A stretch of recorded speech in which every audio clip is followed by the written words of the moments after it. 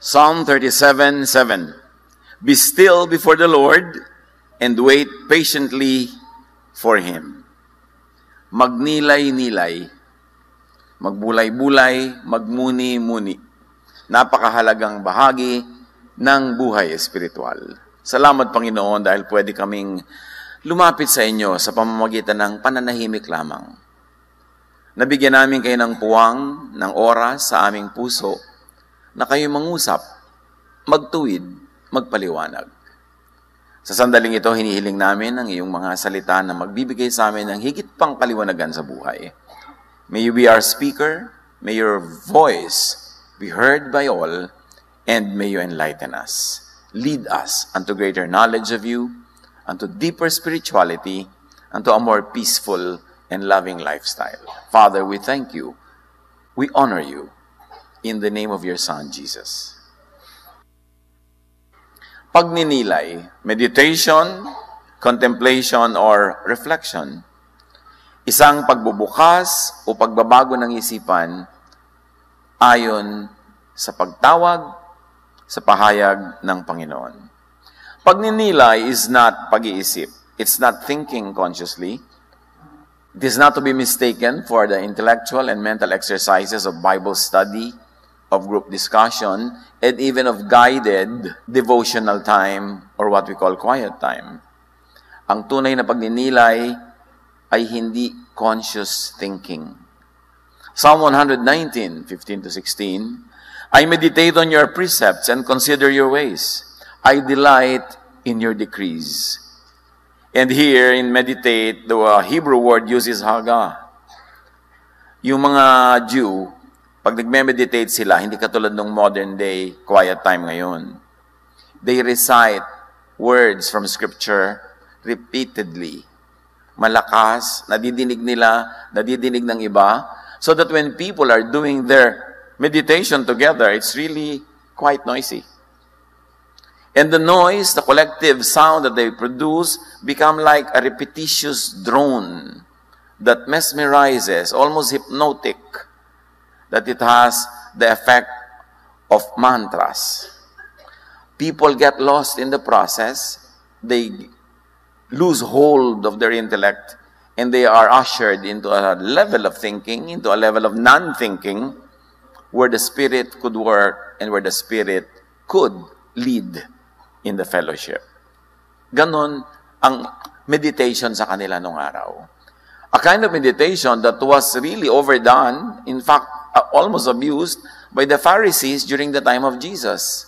Napalakasan na sila, palakihan ang boses, naging contest na, kaya sabi ni Jesus, no. When you pray, go into your room, close the door, and be alone with the Father, who will reward you because of your alone time with God. Kasi syempre, kung napakaraming tao, napakahirap nang marinig yung tinig ng Diyos, kasi tinig na ng kapwa mo, o tinig mo ang nadidinig mo. So that kind of activity is not to be mistaken for the meditation that Jesus taught and practiced. Pagninilay-nilay is not Western-style devotions, as we have already said, na sobrang conscious ang intellect. The schedule, the oras, mayroong pang guide at manual, mayroong predetermined topic for 365 days. In other words, the agenda of what we now call devotions and quiet time was set by someone, a writer, an author, or a publishing house. So that there's almost no space for spontaneous interaction with the Spirit. Kasi masyadong guided, masyadong controlled. There's nothing wrong with that. It can be very fruitful, but do not mistake it for the kind of meditation that Jesus taught and promoted and practiced. Pagninilay-nilay is just staying still and open to the touch, pahiwatig message of the Spirit. In Spirit. Not in text. Not in technology. Not in controlled guides. In Spirit. Meaning there is time, there is space for the Spirit to take us where the Spirit likes to take us. Kailangang malaman muli, pag-aralan at disiplinahin ang sarili para talaga mag-meditate ngayon. Kasi naiba na ang concept of meditation. Para lang na alone, by yourself, Bible study.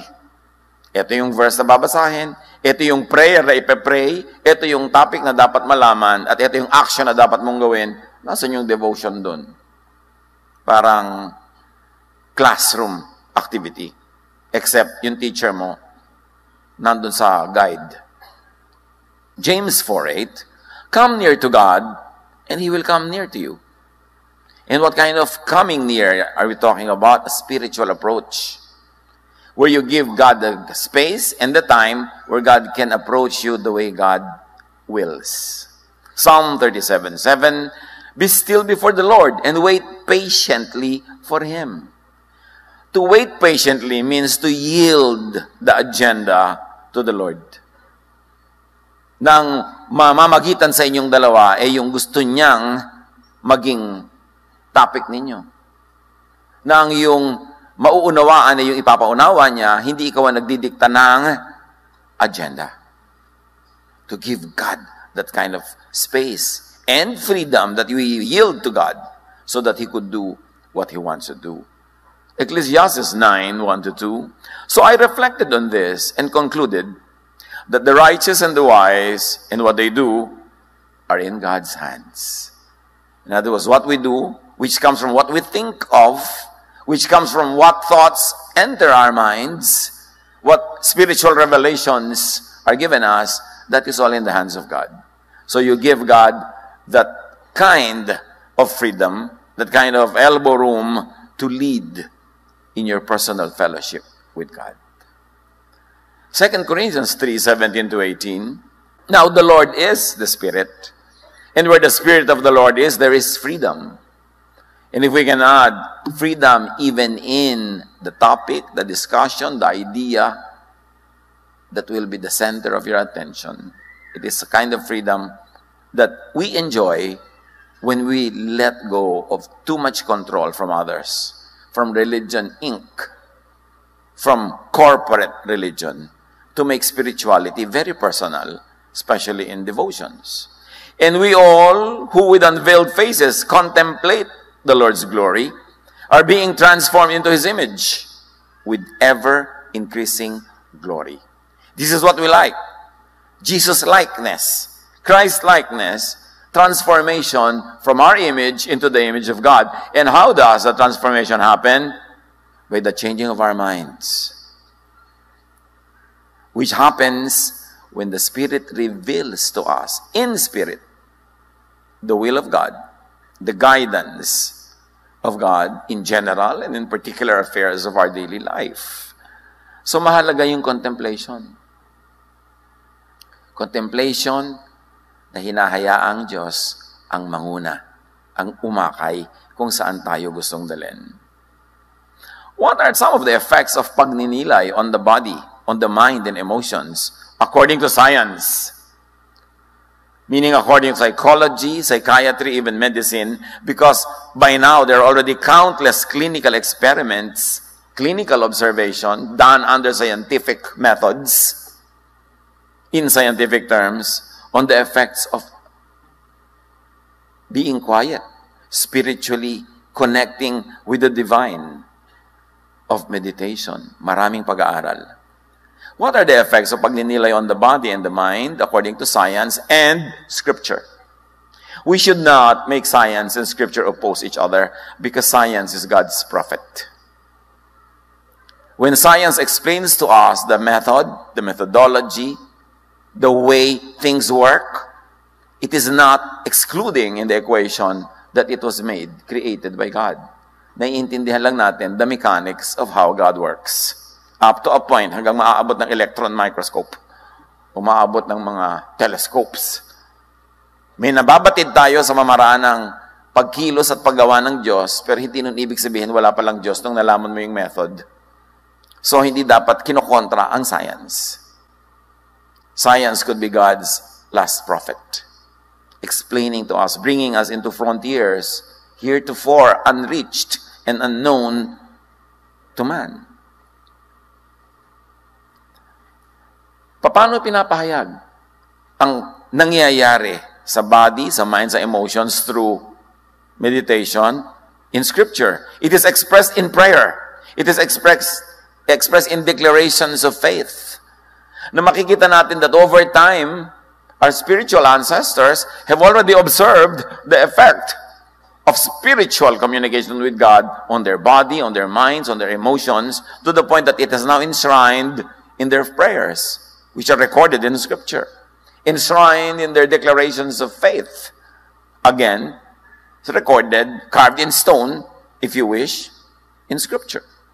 Meditation and pagninilay, according to science, physically changes the brain. Clinical studies of people who do meditation have observed changes in the shape, the physical shape of the brain during meditation and after. And meditation grows the good, the so-called good parts of the brain. The parts of the brain that give you happiness, joy, peace, contentment, all those positive feelings. And expressed in Psalm 119, 31 to 32, I hold fast to your statutes, Lord. I run in the path of your commands, for you have broadened my understanding. Poetic way of saying, you have changed the shape of my brain. You have broadened my understanding. You have made the parts of my brain that make me intelligent become more and more pronounced. Meditation and pagninilay increases the area of the brain for learning and memory. That's what science says. And the Scripture says, Psalm 19:7, the law of the Lord is perfect, refreshing the soul. The statutes of the Lord are trustworthy, making wise the simple. Ang tama na spiritual na meditation, nagpapatalino. Nag-iiba ng shape ng brain. Kaya yung makikita mo yung talagang spiritually attuned to the Lord, tamang mag-meditate, tamang mag-aral, patalino ng patalino. Palalim ng palalim ang nahuhukay, pataas ng pataas ang naaabot, palawak ng palawak ang nararating ng isipan. Meditation does that. Meditation increases the area of the brain associated with empathy and compassion. Ang nagme-meditate, bumabait. Isang observable effect of meditation. Psalms 119, 35 to 36 says, direct me in the path of your commands, for there I find delight. Turn my heart toward your statutes and not toward selfish gain. So habang nagdarasal ako, habang nagko-quiet time ako, habang nagiging spiritual ako, dapat nagiging more selfless, less selfish. Na-observe yan ng ating mga spiritual ancestors na effect ng meditation. Kaya yun ang dinadasal, yun ang hinihiling. Kasi alam na yun ay ibinibigay. Na yun ang nangyayari pagka ang tao spiritually aligned with the Spirit of God. Meditation and pagninilay increases the ability to control how the mind wanders. Alam niyo yung mga thoughts that are always wayward, hindi makafocus on anything, laging lumilipad ang isip. Meditation develops the capacity to control the direction of our thoughts. Na kaysa magpunta sa nakakatakot, pumunta doon sa nakaka-assure. Kaysa magpunta doon sa mga nakaka-nervyos, pumunta doon sa nakakapagbigay ng kapayapaan. Kaysa pumunta yung isip mo doon sa nakakagalit, pumupunta doon sa nakakapagpatawad. Meditation does that. But the sad fact of modern religiosity is this, very neglected ang meditation. Ang dami nating energy, oras, effort na inuubos sa mga seminar, workshop, sa mga pagsunod ng mga guidelines, mga regulated activity, na sobrang regulated, pati bonding, mayroong lesson plan. Pati fellowship is not really a fellowship, but just more or less a less formal worship service. Yung regulated lahat. Kaya tuloy kulang na kulang tayo sa bunga ng Espiritu. Kasi konting-konti ang ginagawa nating tunay na humihipo sa ating Espiritu. Mga pangibabaw, mga panglabas, nakikita, nasusukat, numbers of people, numbers of books read, numbers of verses memorized. Pero anong talab? Bumabait? Bumubuti? Pumapayapa ba tayo? Na kung kailangang ang isip natin ay dalhin doon sa tamang daan, yung hindi ka magagalit, lumiliko, doon ka sa nagagalit, nagpupunta. Yung lumalakas ang yung loob, pero ang pinupuntahan ng isip mo doon sa humihina. Sa nagiging buo ang yung loob, ang pinupuntahan yung nagdadalawang loob ka. Nahahati ang loob. Kasi hindi natin makontrol yung takbo ng ating utak, hinahatak ng ating kaaway para dalhin sa madilim, dalhin sa nakakatakot, dalhin sa magulo, dalhin sa baghabag, dalhin sa namamroblema, dalhin sa vexation. Isaiah 26:3, you will keep in perfect peace those whose minds are steadfast because they trust in you. So even that kind of steadfastness is a result of good, productive, fruitful meditation. Kasi kung nadadaan sana sa mga study yan, seminar, sa dinami-rami ng ganyan, sa religion, dapat napaka-peaceful na ng isip ng mga tao. Dapat mga unawain na, mapagpatawad, maibigin. Pero alam nating lahat na yan ay kulang na kulang. Kasi nga ang laging na-emphasize, activities that could be controlled by others, activities that have definite beginnings and endings, activities that are controlled in method, in methodology, and even in the goal and objective of the activity. Nakaset na. Wala nang space yung spontaneity of our interaction with the Spirit of God. Those activities are not bad. Up to a point, they are very useful, but they are not everything. Hindi sila dapat sobrang ma-emphasize at the expense of personal spirituality, of personal meditation, of personal time with God. Meditation and pagninilay decreases the area of the brain responsible for anxiety, fear, and stress, proven over and over again by clinical experiments. So ang taong nagme-meditate talaga, pumapanatag. Psalm 119, 27-28.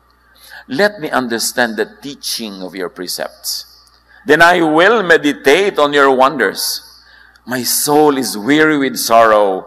Strengthen me according to your word. So alam na alam nitong mga awit na ang nakakapagpalakas, meditation. Nasabi na yan sa kanya ng mga nauna sa kanya sa pananalig at sa maraming pagkakataon ay na-observe na niya ito. Meditation and pagninilay reduces anxiety and depression and reduces bad feelings and emotions. Tumitibay, tumitiwasay, natatahimik ang taong nagme-meditate. But again, control-obsessed religiosity scares us against meditation. Yung mga religious leaders na gustong sila ang nagdidikta kung anong iisipin mo, anong verse ang babasahin mo, anong prayer ang ipagpe-pray mo, tinatakot ka na manahimik, na walang agenda, tahimik before the Lord. Sabi niya, papasukin ka naman sa mga espiritu. Bakit ka papasukin naman sa mga espiritu kung nananampalataya ka sa Diyos? Bakit ka papasukin naman sa mga espiritu kung Diyos ang tinatawag mo? Greater is He that is in you than he that is in the world. And yet, many Christians are afraid of meditation. Iniisip nila, ay, naku, ano yan, New Age. Naku, meditation, nakakatakot yan, baka tayo maposes. Bakit ka mapoposes? Kung walang kakapitan sa'yo, hindi kakapit. Ang wini-welcome mo ay ang Holy Spirit of God.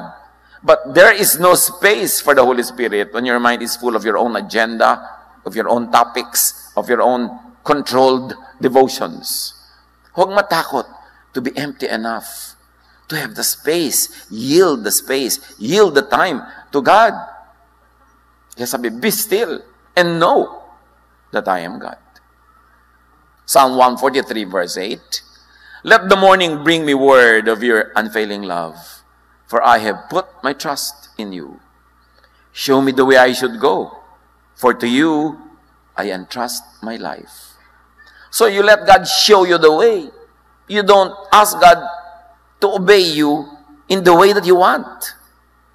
You let God show you the way, even if it is contradictory to the way that you have in your mind. That is what it means to yield to the Spirit of God. Meditation and pagninilay helps manage stress and pain, even physical pain. Natatranscend yung physical pain when people meditate. When people meditate on the goodness, the kindness, the love, the power of God.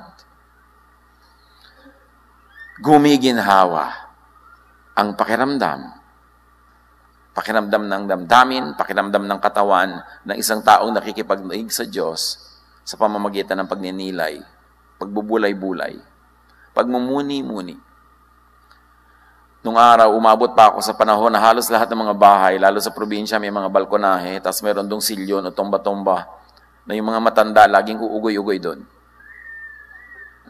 At kahit tayo nung araw, lumaki nakasakay sa duyan, doon pinapaantok, doon inuugoy-ugoy, kasi yung ugoy-ugoy, yung tomba-tomba, this physical repetition of movement, somehow, mysteriously, transports your mind to another level of thinking or non-thinking. Kaya kahit sa mga ancient rituals, even of our indigenous peoples, ang kanilang mga religious experiences ay laging mayroong uugoy-ugoy, gagalaw-galaw. Tutulad ng ginawa ng mga Hudyo, na paulit-ulit nakaganyan-ganyan din sa may harap ng wall nila, o kaya ay may sasabi sila ng mga verses na uga-uga sila. Mahirap ipaliwanag, alam na ng science ang effect niyan, at kung bakit nangyayari yon. But that can relieve pain. Kaya marami mga physical activities, spiritual, physical activities, ay parang painkillers. Pero natanggal kasi yung mystical and mysterious elements of the faith. After the Reformation, sobrang naging intellectual ang lahat. The faith almost became just a philosophy, where it's always P then Q. It's always formula. Everything you do is formula, even the prayer. To the point that nawala yung unknown factor, yung hiwaga ng Espiritu. Psalm 4, 7-8, "You have filled my heart with greater joy than when their grain and new wine abound. I will lie down and sleep in peace. For you alone, O Lord, make me dwell in safety." Dahil pinagbubulay-bulayan ko ang iyong kabutihan, ang iyong kagandahan, ang iyong kadakilaan, matutulog ako mahimbing. Mahihiga akong payapa kasi alam ko ang safety ko is in your hands. Yun ang nararating na kind of thinking ng talagang nagbubulay-bulay, nagninilay-nilay. Natututo siyang ipagtiwala sa Diyos ang lahat ng bagay na hindi naman niya kayang kontrolin. Ang kabaligtaran nun, pinipilit mong kontrolin ang hindi mo naman nakokontrol, ang bunga nun, stress, vexation, trouble, fear, unhappiness, all the negative things. Psalm 63, 5-6, "My soul is satisfied as with a rich feast, and my mouth praises you with joyful lips. When I think of you in my bed, and meditate on you in the watches of the night." Kailan daw ako nagdiriwang na daig ko pa ang merong isang piyesta? Kailan nag-uumapaw at lumalabas sa aking labi ang mga salita ng papuri? Pag iniisip ko po kayo, Panginoon. Pag kayo ang laman ng aking isip, lalong-lalo na ako nagbubulay-bulay ako sa aking higaan.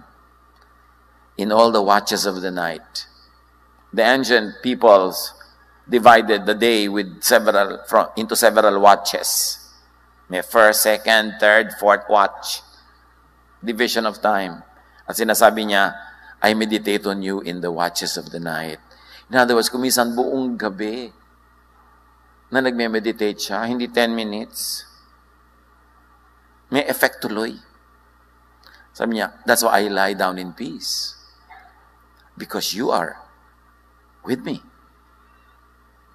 Meditation and pagninilay stimulates the part of the brain responsible for willpower. Alam niyo, yung buo ang loob, yung matibay ang loob, yung may paninindigan, bunga yan ng meditation. Kaya kung maropok ka, madaling maakit dito, madala doon, madaling lumiko-liko dito, kulang sa meditation. 2 Timothy 1:7, "For the Spirit that God gave us does not make us timid, but gives us power, love, and self-discipline." Bunga ng spiritual meditation. Pagninilay helps improve concentration and focus. Yung mga pinaghihirapan ng mga magulang, paano yung mga anak nila na kulang sa focus, kulang sa concentration, palakihin sila na mayroong meditation sa bahay. Psalm 1, 2-3, but his delight is in the law of the Lord, and on his law he meditates day and night. He is like a tree planted by streams of water, which yields its fruit in season, and whose leaf does not wither. Whatever he does, prospers. Bunga ng meditation. Ang nagme-meditate daw na tao parang puno na nakatanim sa tabi ng batis. Hindi nauuhaw, hindi natutuyo. Namumunga sa tamang panahon. So dapat may bunga tayo sa tamang panahon. May panahon na tinutokso ka ng tokso. Ano dapat bunga mo? Strength. Hindi weakness. May nang aasar at nang gagalit sa'yo. Anong bunga mo? Pagpapatawad, understanding, kindness. Kasi dapat namumunga ka in season. To say that you bear fruit in season is to bear the fruit needed in that time. Kaya pag summer, di ba, makata sa mga prutas. Kasi nauuhaw ang mga tao. Yun ang kailangan sa season na yun. So sa season ng buhay mo na tagsala, taghirap, wala kang kapera-pera, ano dapat bunga ang lumalabas sa'yo? The fruit needed in the season of poverty, in the season of need. And that is trust in God. Wisdom in extending your limited resources. Trust. Faith. Yun ang bunga na kailangan. At yan ay nangyayari sa nagme-meditate. Sa nagninilay-nilay. Yung nilay-nilay, kinokonek-connect mo yung mga sinabi ng Diyos na alam mo, tapos yung mga nangyayari sa buhay na nakikita mo, nakokonek mo yung kanilang relasyon, at sasabi mo, oo nga, tama nga ang Diyos. I meditate and find your laws wonderful. You are really good. You are really God. You are really wonderful. Dapat ganun ang mga bunga ng pagninilay-nilay. Kaya kailangan may space to let God set the agenda. Pagninilay helps sustain attention while ignoring unwanted or disruptive thoughts. Ang daming unwanted and disruptive thoughts. Jealousy, envy, fear. Lahat ng mga yan. Unwanted dyan. Pero bakit laging dyan nagpupunta ang isip ng marami? Kulang sa control ang isip, kulang sa meditation. Psalm 56, 3-4, when I am afraid, I put my trust in you. Bunga yun. In God, whose word I praise. In God I trust, and I am not afraid. What can mere mortals do to me? So there's a relationship between peace and vexation. Sabi niya, I will always have peace because I believe in you, because I meditate on your word and realize and connect the dots that you are really correct, that you're really God, you're really loving, you're really in control. Therefore, hindi ako magpapagulo sa ginagawa ng mga tao sa paligid ko. Tao lang sila. Kayo, Diyos. Sa inyo ako sasandal, sa inyo ako aasa. But for you to get to that point of saying that, you've got to meditate enough to see that the promises of God are true. To see that the justice of God is really justice. To see that the power of God is really at work, even in moments when you don't feel it. To know that God is God no matter what. To develop that kind of thinking, that kind of mentality, and to reach that level of faith, ang bunga nun, peace. Hindi instant yun. Tuloy-tuloy na meditation. Tuloy-tuloy na pagsunod sa kalooban ng Diyos. That there is muscle memory in your life to always obey what is good, what is true. Therefore, hindi ka liliko sa mali automatically because you're automatic piloting to do the right course. Meditation and pagninilay lowers blood pressure. Napatunayan na rin yan. Kaya nay, mataas ang blood pressure nyo. Baka kulang kayo sa pagninilay-nilay. Di ba? Kasi dapat pumapayapa ka. Meron nga mga tao, matataas ang presyon, mga may sakit, dinadala mo pala sa doktor, gumagaling na. Kasi sa mind nila, nakafocus na sila doon sa magiging effect ng ministration. Mind talaga, over matter. Pagninilay slows down aging. Clinically proven. At cellular levels, it increases the regenerative abilities of the cells. Kaya, sulyapan yung katabi nyo. Nagninilay-nilay kaya siya? Nakikita daw sa kutis. Yung bang may glow, yung merong elasticity, yung merong merong X factor. Alam mo, yung pagka-tao na nakababad sa Espiritu ng Diyos. Pero kitang-kita mo rin sa kutis ko na mga problema sa asawa. Ha? Bawat kulubot ng kutis niya sinasabi, ang asawa ko, iniinis ako. Lumalabas talaga yan. Kaya alam mo rin yung mga asawa, ang ganda mag-alaga, kagaganda ng mga asawa. Yung ibang uri. Lalo na ngayon, kung nakababad ka sa Panginoon sa meditation. Talagang Diyos ang timeless. Siya ang fountain of youth. Yung payapa ang loob. Yung tahimik ang buhay. Yung nagtitiwala. Hindi nagpapadala sa takot o pangamba. Hindi nagpapa-influence sa nervyos, sa inggit, sa selos. Yan ang nagpapaganda ng even ang physical looks. Psalm 1:1-3. Blessed is the one whose delight is in the law of the Lord, and who meditates on his law day and night. The person is like a tree planted by streams of water, which yields its fruit in season, and whose leaf does not wither. Whatever they do, prospers. Lagi silang nananariwa, namumukadkad, dumalimuyak. Nakikita mo ang effect ng kanilang meditation. Meditation makes one happier because pagninilay produces positive emotions. And over time, when you keep doing it, the effect becomes even more. Merong geometric increase. Psalm 19:8, the precepts of the Lord are right, giving joy to the heart.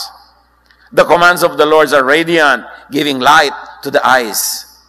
Oras na na-connect mo yung katotohanan na tama ang Diyos no matter what, merong ningning ang iyong mata. Merong ligaya ang iyong puso. Anuman ang nangyayari. Psalm 16:8-9, I keep my eyes always on the Lord. With Him at my right hand, I will not be shaken. Therefore my heart is glad, and my tongue rejoices. My body also will rest secure. Dahil ako'y nakababad sa Espiritu ng Diyos, hindi ako madaling maligalig, matigatig, makalog, mag-worry. Kaya naman tahimik, masaya ang aking puso, at nakikita yan sa aking mga salita. Yung kapayapaan, yung katahimikan ng loob, lumalabas sa aking speech. Lumalabas sa mga salitang tinatype ko sa aking keyboard, sa mga comment na ilalagay ko sa Facebook. Diba? Out of the abundance of the heart, the finger clicks. Kaya kung puro ka dyan bitterness, puro ka dyan anger, kitang-kita sa mga comment mo. Kitang-kita sa mga pinagsasasabi natin. Lalo ngayon, halos walang accountability because of distance. Kahit ano lang gusto mo sasabihin mo, but you're exposing what is in your heart. Kaya maganda ring diagnosis yan. Pastor, gusto ko po magpa-counsel, gusto ko malaman kung anong problema ko. Anong Facebook password mo? Yeah. Titingnan ko mga pinagpo-post mo dyan, malalaman ko na kung nasan yung spirito mo, hindi mahirap malaman yan. Lumalabas kasi sa technology. So, kung gusto mong palitan yung word na lumalabas doon sa screen, palitan ng isip, ibabad yan sa meditation. Para pag-ibig, kapayapaan, katahimikan, yung mga lahat ng gusto ni Jesus ang nagaganap sa ating buhay. Pagninilay increases the gamma brain waves associated with empathy and feelings of happiness. Imagine, salamat na lang, maraming mga scientists ang nag-aaral ng ganitong mga bagay. Sabi naman Psalm 119:111, your statutes are my heritage forever. They are the joy of my heart. Agree. Meditation promotes appreciation of the present moment. Alam niyo yung talaga nagme-meditate, lagi nakababad sa Panginoon, nasa present ang tingin. Bakit? Pag lagi kayong nakatingin sa past, malulungkot kayo. Nakakalungkot isipin na, the good old days, the good old days. Na nung araw, yung dimple mo narito sa pisngi. Ngayon, nandito na sa sentido. Cafe facelift. Sabi mo, namimiss ko yung dimple kong mababa. Minsan, ang ganda-ganda ng dimple mo, pusod ko yan. Ganun ka-effective, ang lifting. Sayang, ganun nung araw. Gusto ko nung araw. Alam niyo po, lagi niyong inisip yung nakaraan, malulungkot kayo. At pag lagi niyong inisip ang future, matatakot lang kayo. Nenervyusin kayo. Tapos ang daming religion, walang ginawa kundi puro future ang pinag-uusapan. Mga end of the world na nakakatakot. Pamisa-misa ka nag-church, umuwi ka pa takot. Eh mapipigil mo ba kailan mangyari yan? Bakit lagi na lamang yan ang iniisip? Kaya sabi ni Jesus, do not worry about tomorrow. Focus on today. Tomorrow will be anxious for itself. The day's own trouble, will be enough for you. Because God's blessing for today is enough for all your needs today. Nagkukulang sa tingin mo kasi ina-allocate mo sa loneliness of the past and worries of the future. Kulang tuloy. So you do not be anxious about tomorrow. Don't think about it. Ang isipin mo yung ngayon at makikita mong sapat ang mga blessings sa iyo ngayon. Pero pag inisip mo yung ibabayad mo sa mga kung ano mong babayaran next month, nervousin ka nga. Sabi ganun, tomorrow will worry about itself. Psalm 49, 3-5, my mouth will speak words of wisdom. The meditation of my heart will give you understanding. I will turn my ear to a proverb. With the harp, I will expound my riddle. Why should I fear when evil days come, when wicked deceivers surround me? So, alam niyo, antidote ko sa mga yan. Sabi ganun, tutugtog ako, magpupuri ako, gugunitain ko ang mga salawikain na napatunayan na over generations na tama at tumpak para ako matahimik. Pagninilay clarifies thought. Nakakapagpalinaw ng isip. Isaiah 57, because the sovereign Lord helps me, I will not be disgraced. Therefore, I have set my face like flint, and I know I will not be put to shame. Nare-realize yan ng taong nagbubulay-bulay. Connecting problem with solutions, connecting experience with theory, nalalaman mong, yes, God is correct, God is in control. But it takes an expansive oversight, an expansive vision to see that and to connect the dots. Meditate. Meditate more often, more deeply, more transcendently. Huwag iasa sa experts ang inyong meditation. Maganda yung meron kang devotional guide, meron kang ganito, may ganun ka, pero dapat yon supplement lang. The main devotion must be between you and God alone. When you sit there quiet with no agenda, letting God take over the fellowship. When you are quiet, that you can hear your mind think. Or you can hear non-thinking, so that it is God's thought that will fill your mind. Transcendent ang mga bagay na effective talaga. And it takes discipline to do that. Plug into God, plug into power through meditation. Because when you meditate, you enter a portal, you enter a door that brings you to another world, that brings you into a timeless, spaceless spirituality where God is supreme. Allow and make meditation become your portal, your doorway into and from the spiritual realm. From eternity into and from the kingdom and the kingship of God. When you lay yourself bare before God, when you remove all your personal agenda and silence your own voice, you yield the throne of your heart to God. You make God king, and your spirit, your heart, becomes God's kingdom. That kingdom of God becomes yours even before physical death. Yun ang kingdom na sinasabi ni Jesus, the kingdom of God is within you. When your thought, your heart is tuned into God, the power of God crosses vast, infinite spaces into your heart becomes God's kingdom, the kingdom of God is in you. You have heaven on earth. Dapat ganun. Hindi puro lang intellectual exercise. Ang dami-dami nating theologizing, ang dami-dami nating kung ano mga doktrin ang pinag-aaralan na ang bunga, bangayan, awayan, gulo. Dapat ang hinahanap natin yung nakakapagpapayapa, nakakapagpatahimik. Dahil yun ang kailangan natin sa napakagulong mundo. Do not over-rely on specialists. Do not over-rely on theologians. Tulad ng lagi kong gustong sabihin, walang apo ang Diyos. puro anak. So anak ka ng Diyos, huwag mong iasa sa spiritual parent mo ang pag-feed sa'yo ng mga spiritual food, ang pag-feed sa'yo kung ano ipagpe-pray. Pastor, ano po ipagpe-pray ko? Pati ipagpe-pray mo, itatanong mo pa sa akin. Ano pong verse na magandang basahin? Ba't di ka maghanap? Ano pong gagawin ko? Ba't hindi mo isipin kung anong gagawin mo? Pakitanong niyo po sa Diyos. Ba't di ka magtanong? Ang dami-dami yun na nagpapatanong sa akin. Nagkakapalit-palit ang sagot. Ba't hindi ka magtanong direct? Yan ang kulang sa atin, mga kapatid. Personal relationship with God. Sobra tayong nakaasa sa corporate religion. Sobra tayong nakaasa sa sinasabi ng mga expert. Parang siya ang ama mo sa faith. No. Isa lang ama natin. There's only one Father in heaven. At lahat tayo magkakapatid. In other words, lahat tayo may access, may right, may privilege, may duty na personal na makipagniig sa Diyos. Bigyan nyo yun ng space. Kailangan meron. Develop personal meditation. Sabi ni Jesus, John 10:9-10, I am the gate.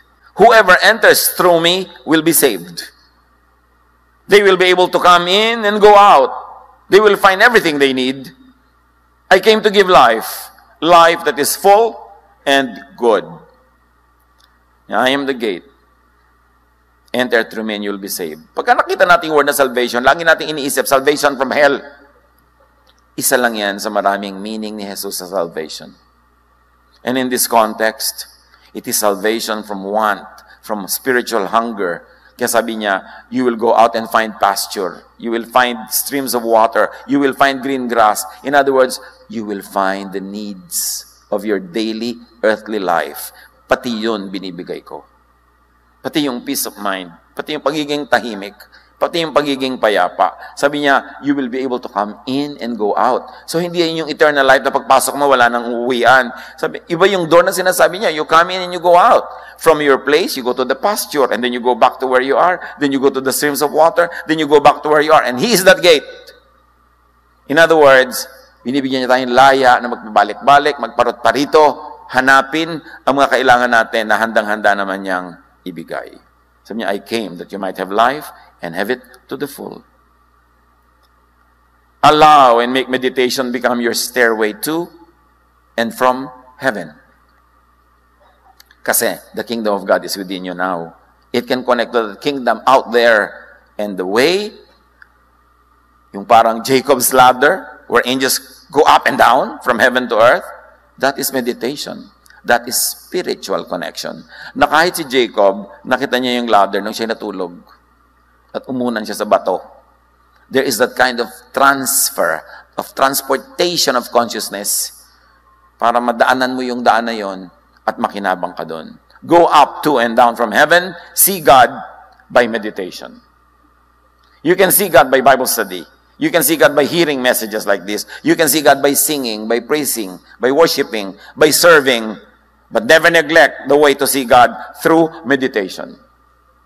Because that is one of the most powerful ways that God has given us to be in touch with Him. Magnilay-nilay. Ngayon, magnilay-nilay as ER or emergency room or as OR, as operating room. Kasi minsan, ayun yung problema mo, ang laki na. So magnilay-nilay ka para makagkaroon ka ng guidance, para magkaroon ka ng kapayapaan. Pero better, magnilay-nilay as gym, as training, as exercise. Meaning you do it every day. Magnilay-nilay ka lagi para pag dumating yung problema, yung tanong, yung gulo, ready ka na kasi nag-exercise ka na araw-araw. Hindi mo dadaanin sa minsanan lang dahil nun mo lang ginawa kung kailan may problema ka na. Kailangan may daily dosage of aloneness with God because cumulatively, it will become your ever-increasing power. So that when big issues come, stable ka na. Kasi, ang dami mo nang na-deposit sa bangko ng meditation na mawi-withdraw mo sa panahon ng pangangailangan. Mark 1:35, Jesus modeled meditation. Di ba sinabi natin yung Jewish way, yung maingay, ganyan-ganyan. Lahat yan, kinorek ni Jesus, binalance niya. Mark 1:35, very early in the morning, before the morning prayers in the temple. Very early in the morning, while it was still dark, Jesus got up, left the house, and went off to a solitary place where he prayed. Hindi na haga na meditation, proseuchomeina in Greek. Iniba. Ginawa ni Jesus ng meditation is not a public activity, but a private one. Kaya sinabi niya, when you pray, go into your room, close the door where no one can disturb you, and be alone with God. Jesus never organized massive prayer rallies. Kasi sa mga prayer rally, controlled ko ano ipagpe-pray, controlled kung sino magli-lead, controlled ang program. Hindi yun masama. May benefit yun. Pero huwag lang yun. Because Jesus modeled personal, private meditation. And of course, Jesus is truth. Jesus is the way. Jesus is the life. Dapat pansinin ang itinuro niya. Luke 5:16, but Jesus often withdrew to lonely places and prayed. Tahimik, mag-isa, walang agenda. So Jesus modified, changed, and corrected the Jewish, the Pharisaistic practice of Haga. Binigyan niya ng laya ang tao. Jesus empowered the individual to exercise spirituality minus the control of religion incorporated. Laging ganun ang agenda ni Jesus. Binibigyan niya ng power yung individual because during his time, wala nang freedom ang individual. Nakadikta na sa kanya. Idinikta na ng temple ang lahat ng gagawin niya, kakainin niya, hindi niya kakainin, sinong iibigin niya, sinong hindi niya mamahalin, gaano kahaba ang kanyang buhok, ilang buhol ang hibla ng kanyang mga damit.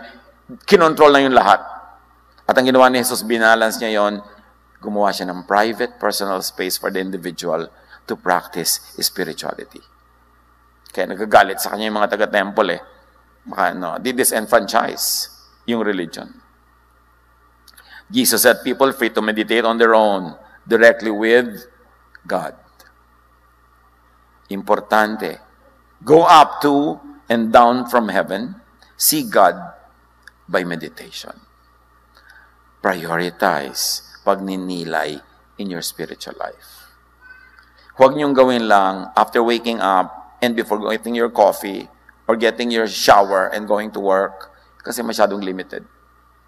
Find time kung saan pinakabagay na hindi kayo nag-aapura, merong space ang Diyos at makikita niyo ang bunga niyan sa buhay natin. Yan ang itinuro ni Jesus. Ibig sabihin niya ng pinakamabuti. Magnilay-nilay, mga kapatid. Panginoon, salamat. Na maaari naming ma-review ang ganito mga bagay, lalong-lalo na balikan ang example, teaching of Jesus, your Son, our Lord, our Savior. Sa busy buhay na ito, Panginoon, ituro mo sa amin that the busier we are, the more we need to meditate. The bigger the decision we have to make, the longer should be our meditation. Because when we meditate, you direct our steps. We minimize or eliminate mistakes. Therefore, we become more fruitful, more happy, more correct. Pagbulay-bulayan natin ang personal na impact nito sa ating buhay, how you can increase the quality, the quantity of your meditation. Be alone with the Lord in silent reflection.